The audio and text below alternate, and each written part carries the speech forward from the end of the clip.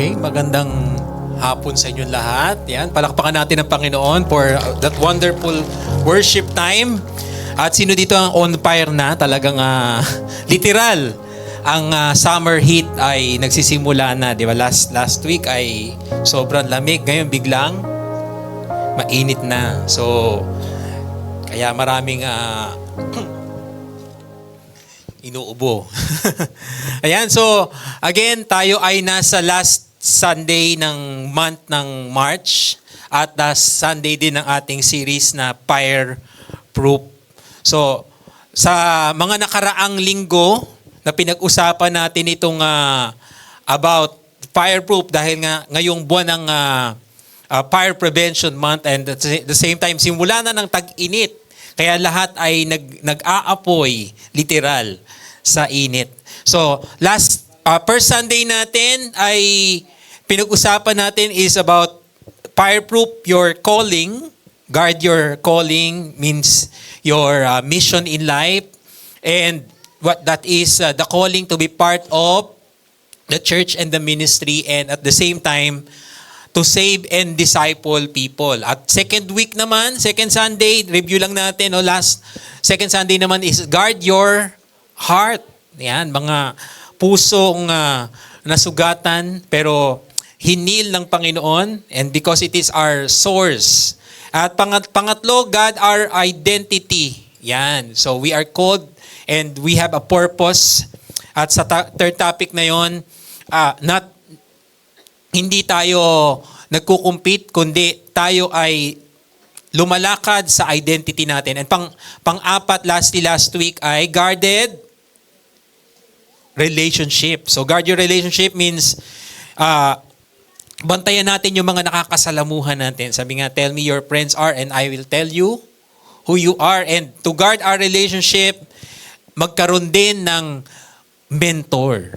Yan. The relationship that we have, our mentor, sino ang Mordecai ng iyong buhay na nagka-counsel sa'yo, nag-a-advise sa'yo, at nagko-coach sa'yo. And for the last topic, guard the flame.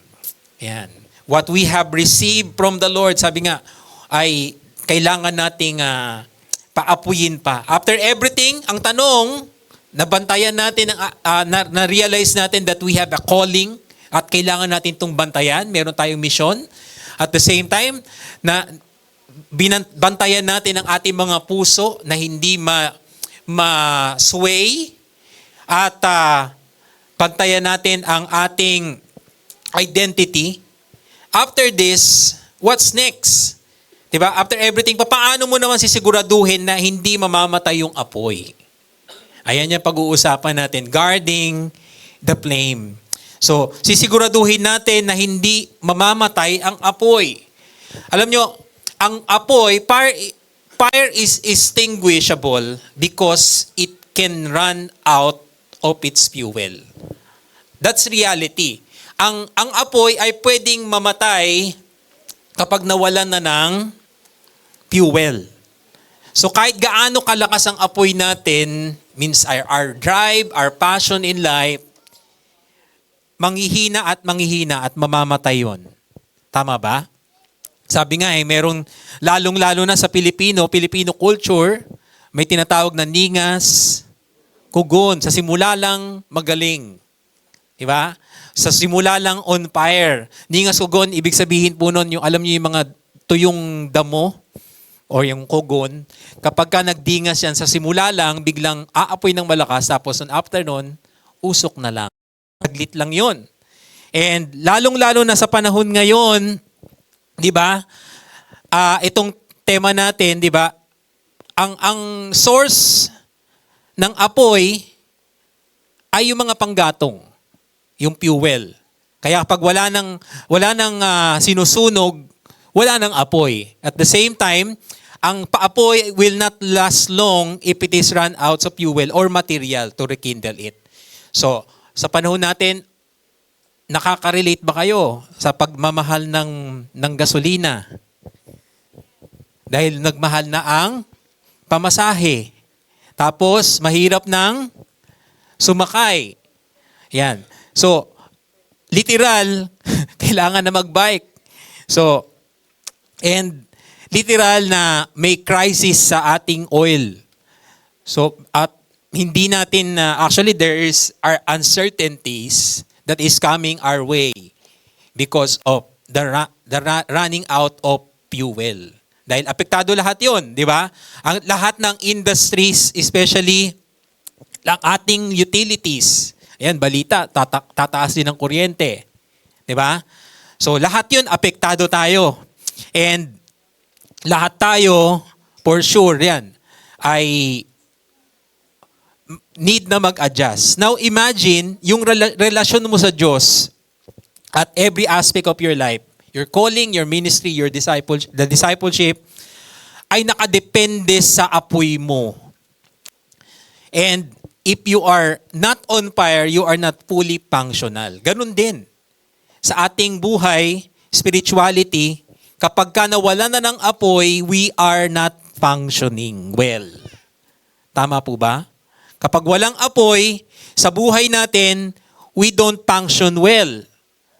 At naiirita, maraming gastusin, mas tumataas. So, now, kung walang fuel, mamamatay.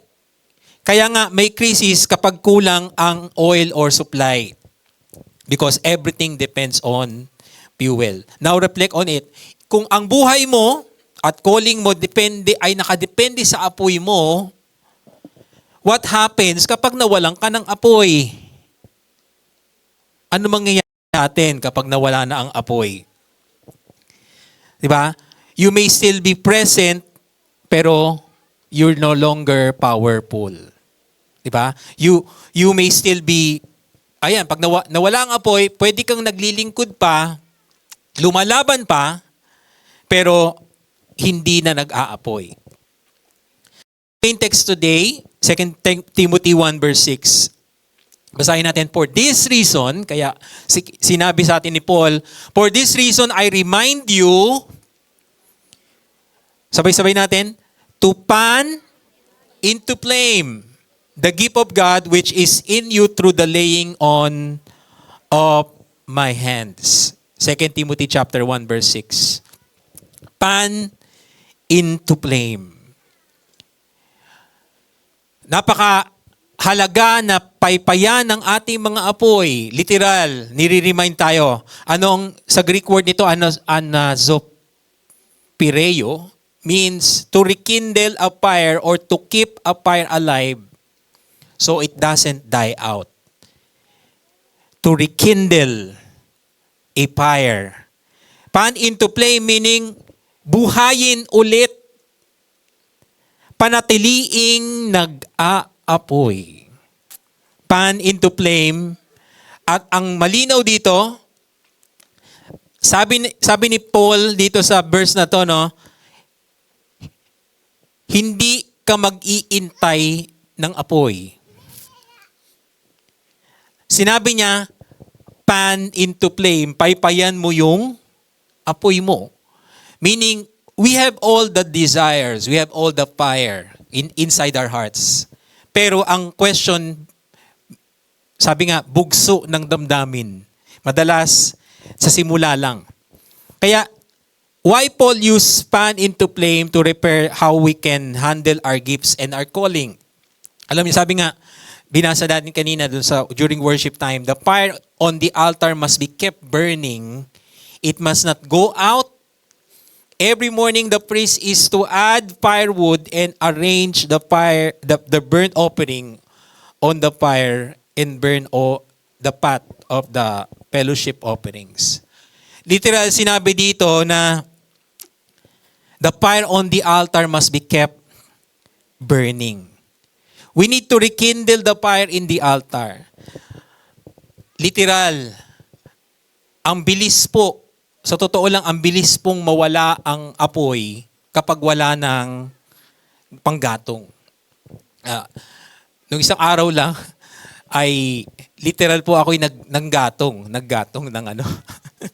Kasi maraming mga mga kahoy sa amin na pinagpormahan ng semento pa. Mga bulok na rin nasa rooftop namin.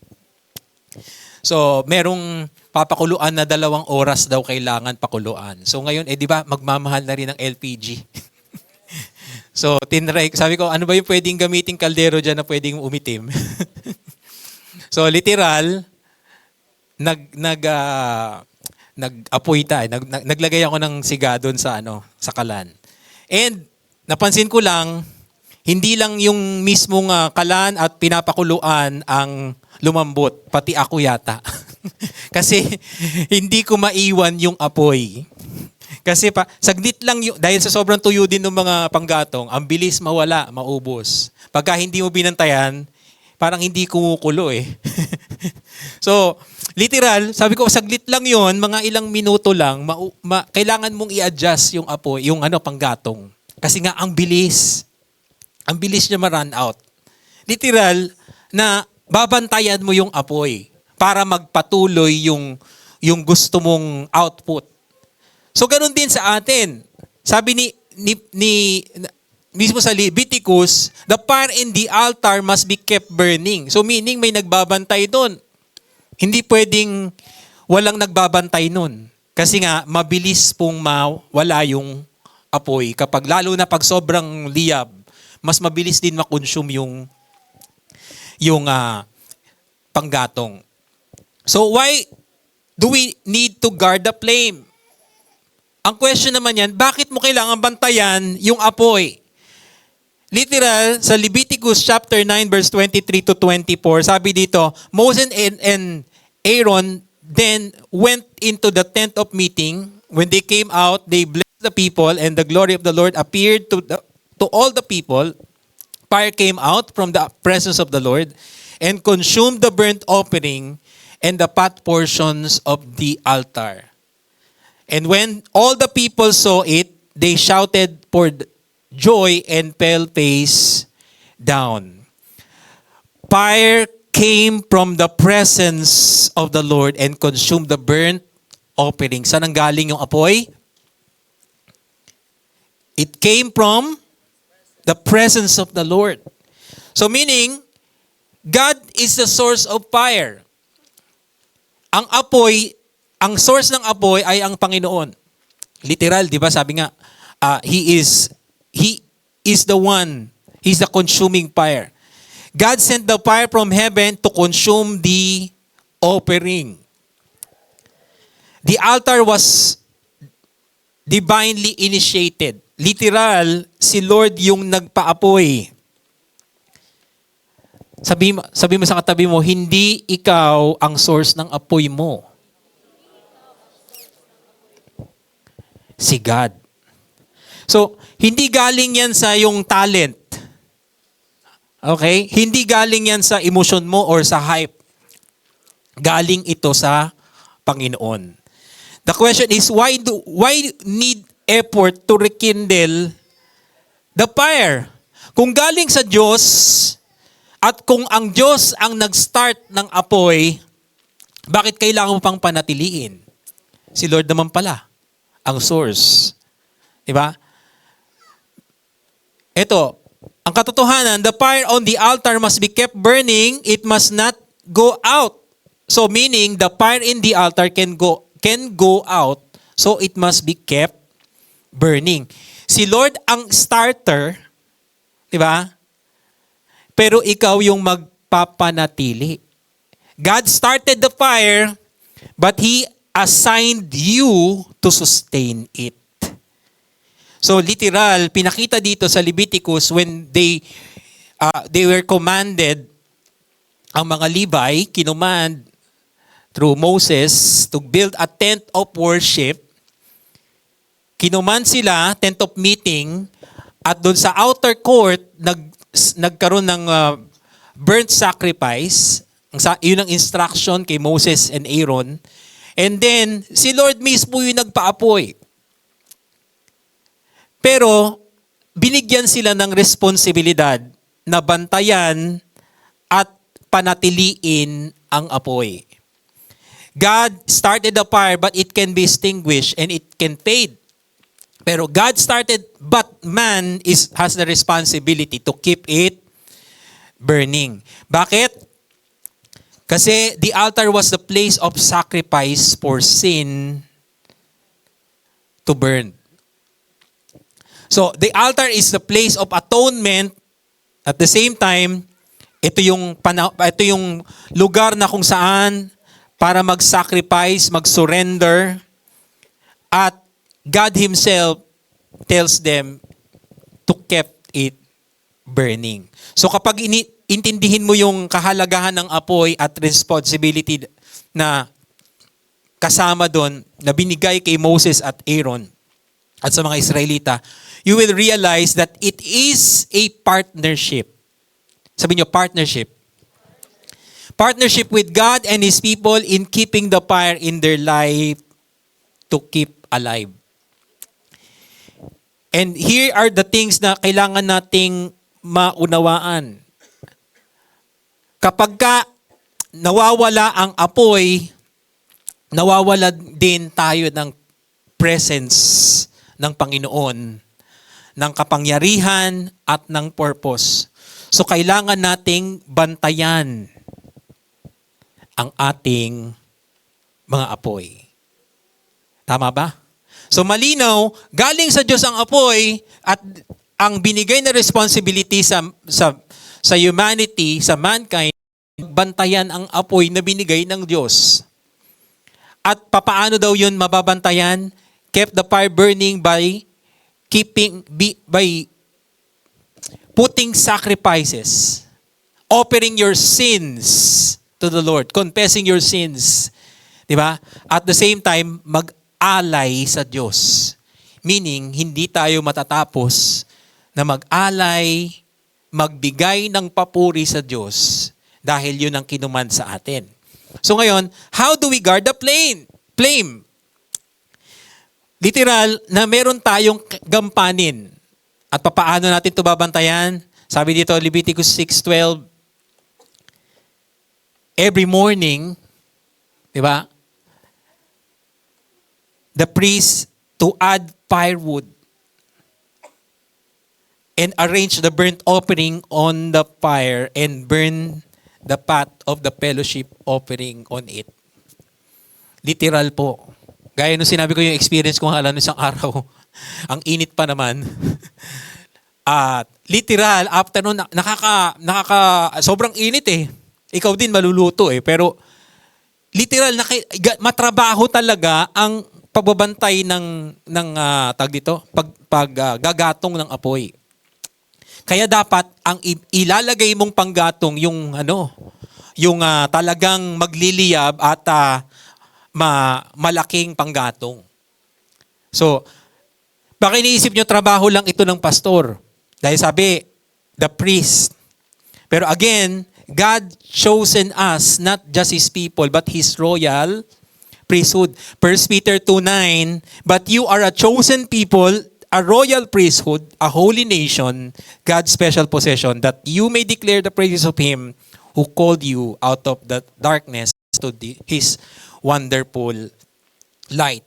Literal, tayo po ay lahat. Sabi nga, lahat tayo ay priest. We are called. You are responsible for your fire. God is the source of it, but you are the sole responsible of making it alive. By what? How?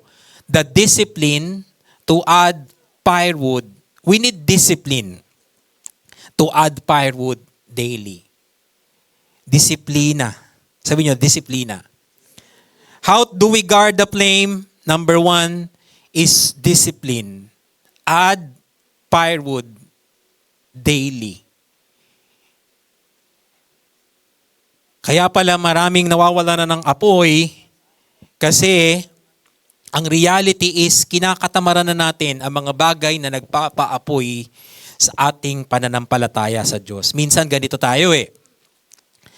Okay lang na kahit walang prayer today. Bawi na lang akong ng devotion ko bukas. Busy pa. Busy lang naman. Di ba?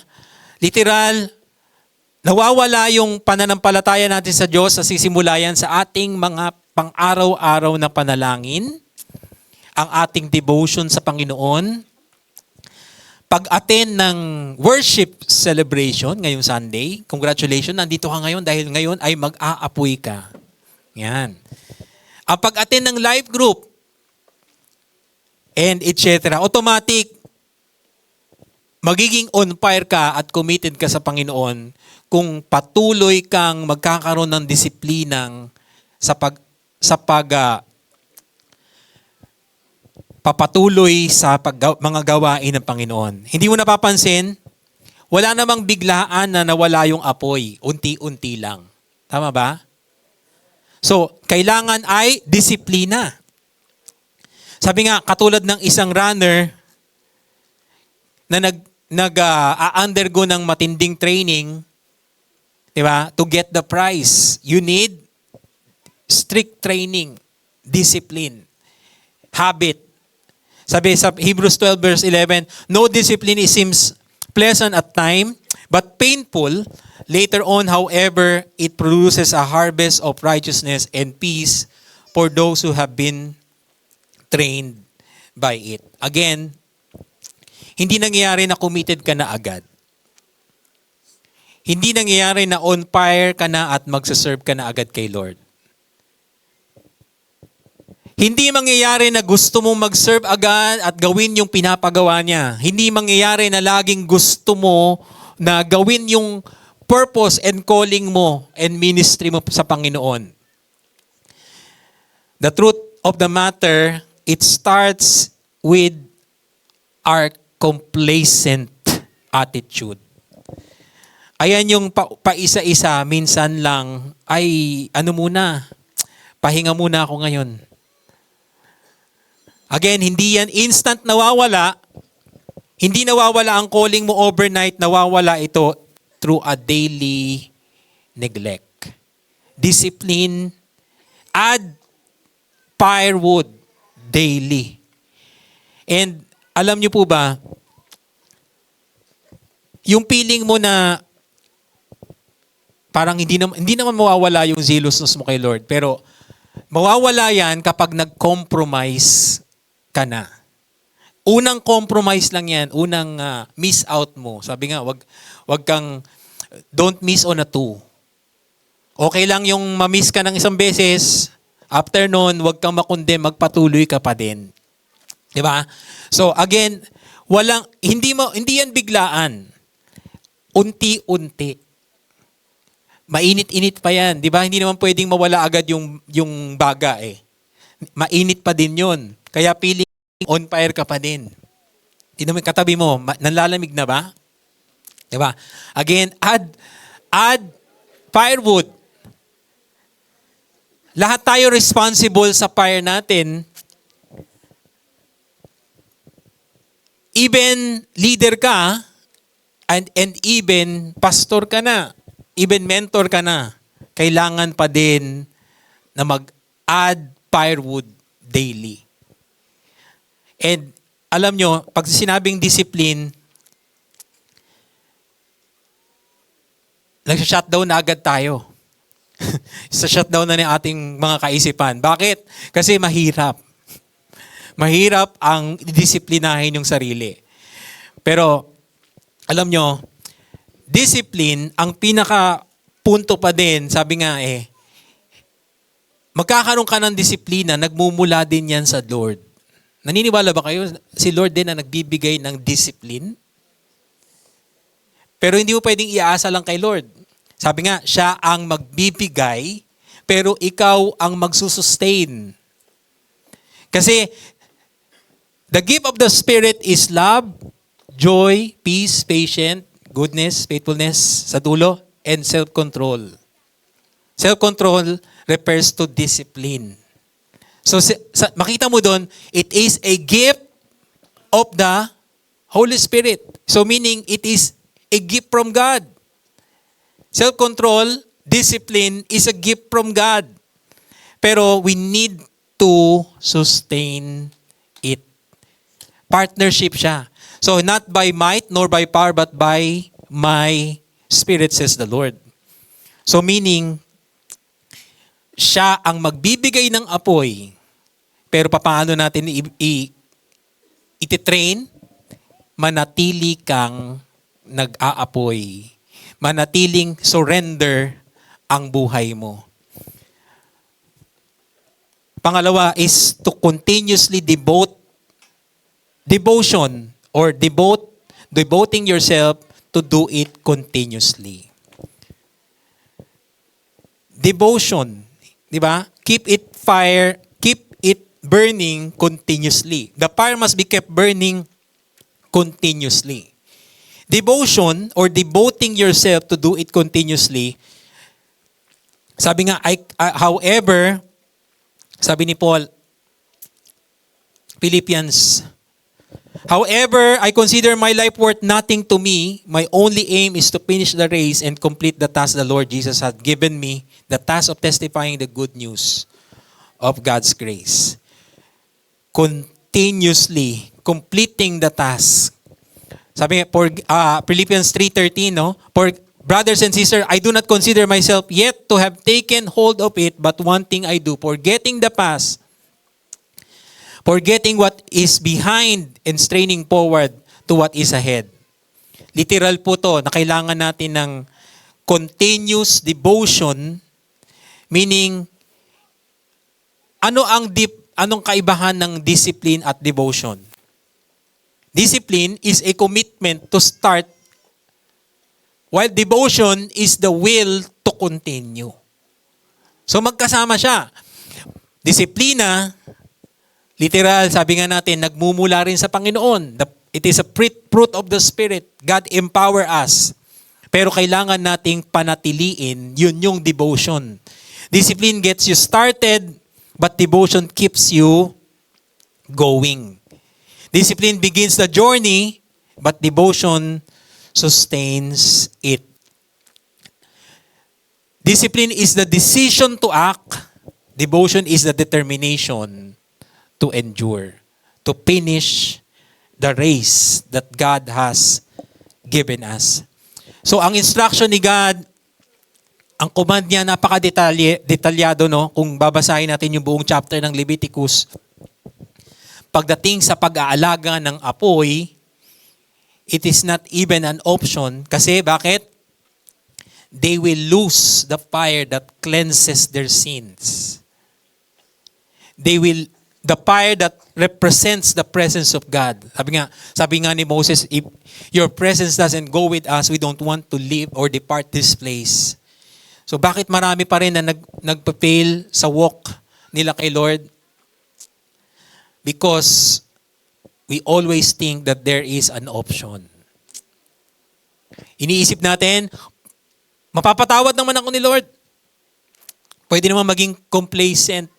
When in fact, we are starting to compromise. When we start to compromise, and we lose our calling. Again, discipline and devotion, magkasama po to. Discipline gets you started. Devotion keeps you going. Discipline is a decision. Devotion is about enduring. Bakit marami pa rin ang lalamig? Kasi option lang nila ang mag-pray. Option lang yung mag-devotion. Option lang yung mag-serve kapag may time. But God never gave us an option. Only one. And that is obedience. Sabihin nyo, obedience. Dito nagkakatalo tong discipline at ang devotion. Discipline and devotion flows from your obedience to God. Obedience produces both discipline and devotion. Pero, again, kaduktong din po nito ay dedication. Tatlong di na, no? Dagdag natin, dedication meaning a surrendered life. Your dedication to God will produce, it will follow, paano? Yung pagka tayo ay nagsuko ng ating mga buhay sa Diyos, ito'y inner commitment natin sa Panginoon. The heart decides to give yourself fully to God. Lord, I am all in all. Sa'yo na ako, Lord. It's all about, pag sinabing dedication, yung desire mo, yung passion mo, fully surrendered na sa Panginoon. Then, ang output po nito ay ang pagsunod sa Diyos. Again, yung dedikasyon mo na maging disiplinado at magpatuloy sa yung debosyon sa Diyos, ang sunod po nito ay ang pagsunod. Lord, I will do what you said. Gaya na sinabi sa Romans 12:1-2, sabi, therefore, I urge you, brothers, to offer your bodies as living sacrifice, holy and pleasing to God. This is your spiritual act of worship. Present yourself as a living sacrifice. Meaning po, nagsisimula po sa pag-o-offer ng ating mga sarili sa Panginoon.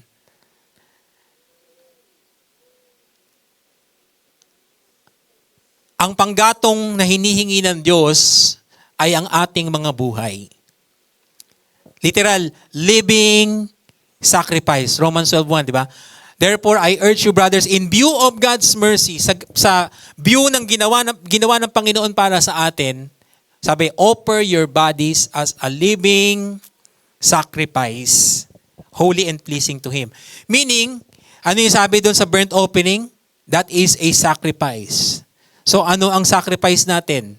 Yung ating mga kasalanan at tayo mismo.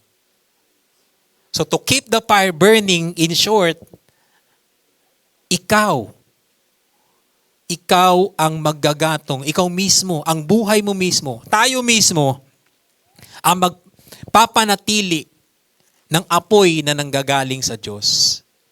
So it is God and you and us to keep the fire burning. Obedience at patuloy na pagsunod sa Panginoon. Again, sa pagsunod natin, sabi dito, let's go back doon sa main verse natin, 1 Peter 1:6-7. In this you greatly rejoice, though now for a little while you may have had to suffer grief in all kinds of trial. These have come so that your faith of greater worth than gold, which perishes even though refined by fire, may be proved genuine and may result in praise, glory, honor when Jesus Christ is revealed. Dadaan tayo sa matinding pagsubok. These have come so that your faith or greater worth than gold, which perishes even though refined by fire. Ang pagsuko, surrender, at pagsunod sa Diyos requires an attitude of being sold out in our faith in God. Ngayon po, kailangan magkaroon tayo ng perspective na all in, all out na ang lahat sa Panginoon. Dahil literal, offer your lives as a living sacrifice. Gaya nung awitin, alam natin, Lord, I offer my life. Sikat na kanta na yun, di ba? Lord, I offer my life to you. Sabi dun sa bridge nun, what can we give that you have not given? What do we have that is not already yours? Kung tutuusin, ang ating mga buhay, sa Kanya din. Pero, pinagkatiwala sa atin. So, meron tayong buhay na pinagkatiwala ng Diyos. At yun lang yung ma-offer natin sa Kanya. Now, willing ka bang ilaban mo ang relasyon mo sa Diyos? Willing ka ba na patuloy na mag-apoy? Bantayan ang apoy. Again, discipline and devotion are the fruit of a life of obedience and total surrender to God. So, hindi po ito yung parating masaya. And most of the time, magre-require ng sacrifice para sa pamuhay natin ang ating mga calling. Hindi ito convenient. Yun yung literal. Yun yung katotohanan po. Hindi convenience, pero fulfilling. Fulfilling ang buhay na nasa Panginoon. Right now,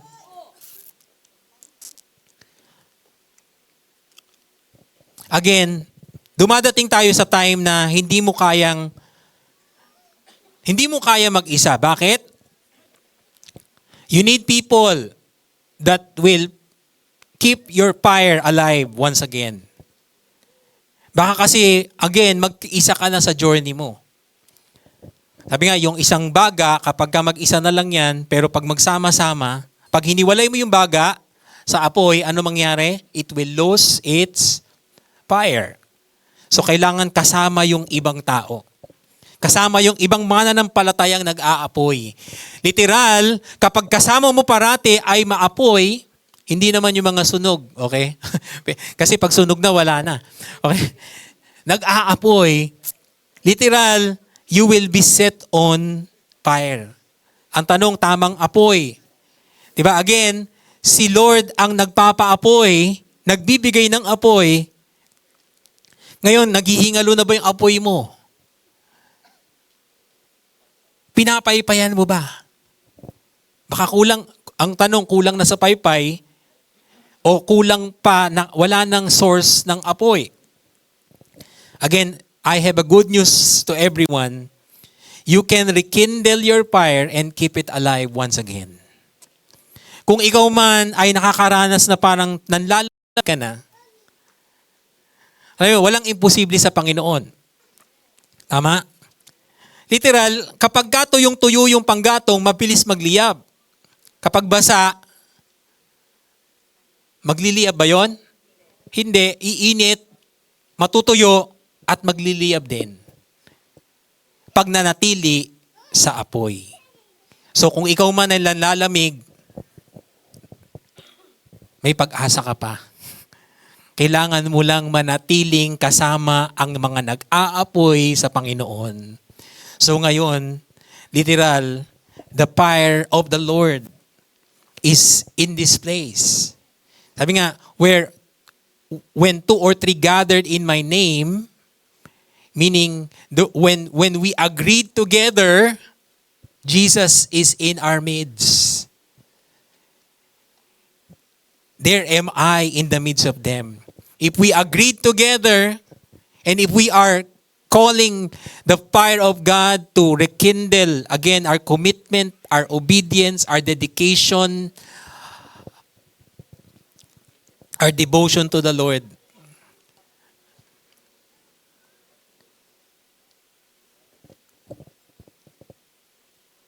The key is remain.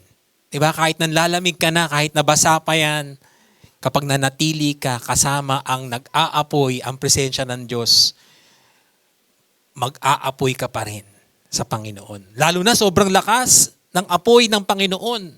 Kaya walang imposible. Walang imposible na ikaw ay naglalamig na hilalabas ka ditong hindi ka nag-aapoy sa Panginoon. Naniniwala ka ba doon? So feeling mo, you are not that on fire, parang sinasabi mo parang hindi naman yata, or kaya meron kang may nagbablock na sa isip mo na parang hindi ako maaapoyan. Sino nagsalita dito? Again, si Lord ang source ng apoy. So right now, tutulungan ka ng yung mentor, ng yung leader, ng yung pastor to get back on track. To remain in Him, remain in His Word. Pero again, it doesn't stop there. Matatapos ang series na Fireproof. Next month, another series na tayo. Holy Week na next week, di ba? Matatapos ito, pero hindi po mauubos ang apoy ng Panginoon. Kung mananatili ka, babantayan mo yung puso mo. Babantayan mo identity mo. Babantayan mo yung relationship mo. Nalalapit ka sa mga taong magpapaapoy sa'yo. At patuloy kang mananatili sa presensya ng Diyos, you will never go wrong. Start where? Yes, magsisimula ang apoy ngayong gabi, ngayong hapon. Pero ikaw ang magpapatuloy niyan. Amen?